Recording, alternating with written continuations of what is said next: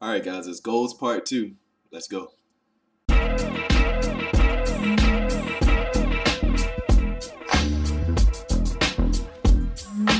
All right, guys, so we talked about goals in the last video. This is the second part of that. If you haven't already seen it, go check out that first video. The second one, though, what I want to focus on is kind of our relationship with goals, how we, I guess, process goals just through our bodies and the relationship we have with them. It's usually not a good one, and the reason it's not good is because oftentimes we don't complete our goals. We don't get to them. If you start, if we talk about, like, say, the New Year's resolutions, that's pretty much when everyone really starts getting into their goals, right? And so at the very beginning of the year in January, everyone will have their goals, and they put them down and they're feeling good about it, and they might even knock out a few of them. But then eventually there comes a time where that slows down, and by the middle, a quarter through the year, you probably haven't gotten through hardly any of the things, and then you kind of forget about it halfway through the year, and by the end of the year, it's like, man, I haven't done any of the stuff I wanted to do. And so we get discouraged, and then we know we have to make more, and maybe you go through the process again, but at some point you're just like, forget it. I know I need goals. I can't do the goals. I'm just that person that just can't complete goals, right? So that's a bad relationship, and that's one that most of us have.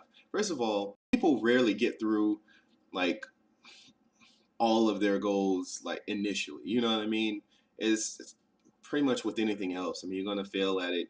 Um, Anything new that you try until you really get used to it or really get a good system in there.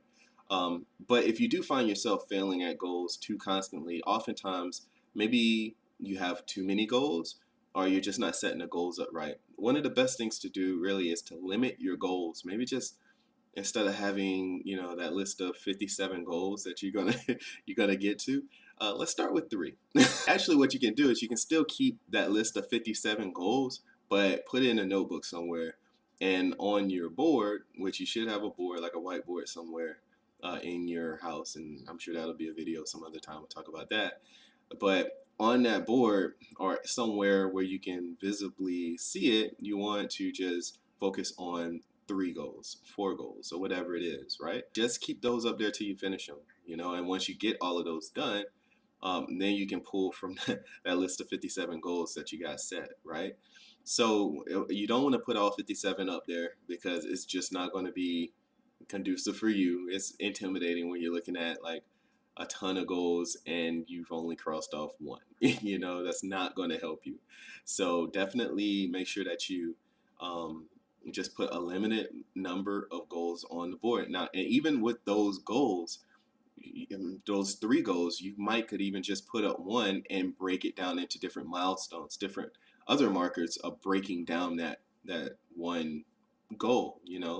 Especially if it's a larger task, and even if it's a smaller task, you can break it down into even smaller tasks that you're going to do. Because once you start checking off all of those small, very small tasks to complete that one goal, which might have been kind of a small or medium goal in itself, then you gain momentum. You want to get into the habit of checking things off. So make your goals as small as they need to be, or those milestones as small as they need to be. So every day you're like, yeah, check, check, check, check, check. And if you can do that, three times daily, three or four times daily, or several times during the week or something like that, something that gives you a good momentum to get that next or to finish that one particular goal. And so then you can knock out those three goals in no time and then move on to the other ones. Okay. So that's probably one of the best uh, techniques or pieces of advice I can give you as far as hitting the goals that you set out. You don't want to put all of those things up there. Just pick a few and then work on those, okay? Small chunks, and use the principle of momentum, man. Use that momentum. I'm big on momentum because I think, energy exists, and if you are able to generate it, use it. You know what I mean? Use it for your benefit, and that's pretty much it, guys. Hey guys, thanks for watching the video. I hope you enjoyed it. I hope you got something out of it. I hope you liked it. Speaking of liking, go ahead and like the video down below if you did enjoy it. And also make sure to subscribe so you can catch any other videos I come out with. And I will see you guys later, okay? Take care.